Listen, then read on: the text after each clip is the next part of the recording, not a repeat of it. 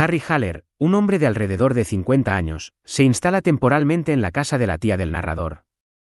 Desde su llegada, irradia un aura de misterio, de aislamiento profundo, casi animal. Se presenta como alguien ajeno al mundo burgués que lo rodea, casi como un lobo estepario extraviado en la ciudad. A pesar de sus modales educados y cierto encanto melancólico, el narrador y su tía perciben desde el principio que hay en él una soledad crónica, un sufrimiento invisible que lo envuelve.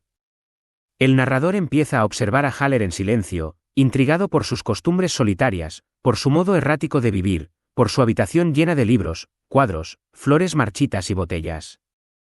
Haller no tiene una ocupación clara, lee durante horas, fuma en exceso, a veces bebe con abandono, otras ayuna por días. Su vida parece una alternancia entre una erudición refinada y un abandono autodestructivo. El narrador ve en él a un hombre desgarrado por una lucha interna, dotado de una gran sensibilidad y cultura, pero incapaz de encontrar sentido o consuelo en el mundo que habita. Con el tiempo, el narrador entabla contacto directo con él. Descubre a una persona lúcida, inteligente, que sin embargo se describe a sí misma como escindida en dos naturalezas, una humana, que busca arte, belleza, valores, y otra salvaje, instintiva, que desprecia el mundo burgués, que se siente incapaz de amar o vivir como los demás. Esta dicotomía interna lo atormenta, y le lleva incluso a pensar en el suicidio. El narrador se convierte en un testigo de esta lucha, observa su rechazo al mundo superficial de la cultura oficial, simbolizado en una conferencia pretenciosa que ambos presencian, y reconoce en Haller una conciencia trágica, una mirada devastadora sobre la civilización.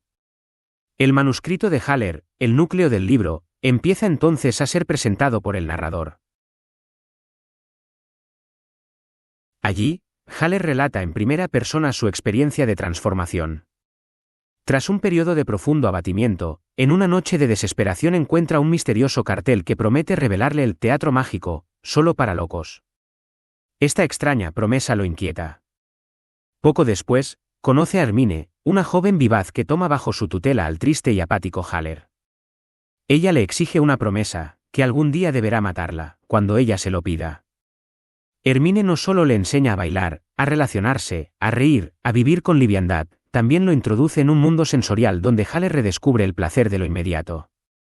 Lo lleva a fiestas, lo enfrenta con la música popular, con lo trivial y lo sensual, cosas que él, como hombre culto y espiritual, había despreciado. Haller conoce también a Pablo, un saxofonista que representa el polo opuesto de su atormentado intelecto, sensual, simple, vital. Por medio de estos personajes, Haller entra en contacto con una nueva visión del mundo, más lúdica y menos trágica. Finalmente, Hermine le presenta a María, una mujer con quien Haller vive un romance apasionado, y a través de quien sufre y se redime. Durante una velada de carnaval, entre disfraces, alcohol y danzas, Haller se ve inmerso en una experiencia alucinatoria, entra por fin en el teatro mágico. Este no es un teatro real, sino una especie de espejo interno, una proyección simbólica de su psique fragmentada. Allí, en distintas salas simbólicas, presencia escenas que reflejan su escisión interna, es testigo de su multiplicidad de yos, ve sus pasiones, sus odios, su anhelo de sentido. Juega con su identidad como si fuera un ajedrez de almas. Es confrontado con su ridícula pretensión de buscar una unidad en su alma dividida. Descubre que la vida es juego, y que su sufrimiento es también una forma de narcisismo. El mismo Mozart aparece como figura tutelar en este delirio, riéndose con dulzura del sufrimiento solemne de Haller, e indicándole que, aun en el dolor, hay que saber reír.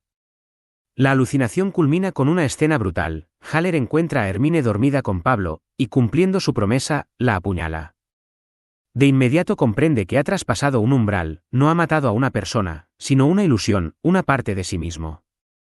Es entonces juzgado por Mozart y Pablo en una especie de tribunal cósmico. Ellos lo condenan, no por el asesinato, sino por no haber comprendido que todo era juego, que la existencia exige humor. Haller, humillado, comprende que aún no ha aprendido a reír. Despierta entonces en un estado ambiguo, con culpa, pero también con la intuición de un nuevo comienzo. Se ha enfrentado a sí mismo, ha descendido al infierno de su alma, y ha vislumbrado la posibilidad de redención. Sabe que deberá volver a empezar, pero que ahora tiene una llave, el humor, el juego, la música. El manuscrito termina allí. El narrador, al haber vivido cerca de este hombre, reconoce que en Haller se encarna el conflicto de una generación desgarrada entre dos épocas, entre el espíritu y la carne, entre la razón y el caos.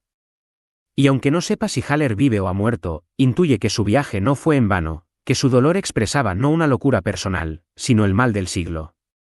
Y que el único camino posible para quienes sufren como él es atreverse a mirar de frente al abismo, y salir riendo.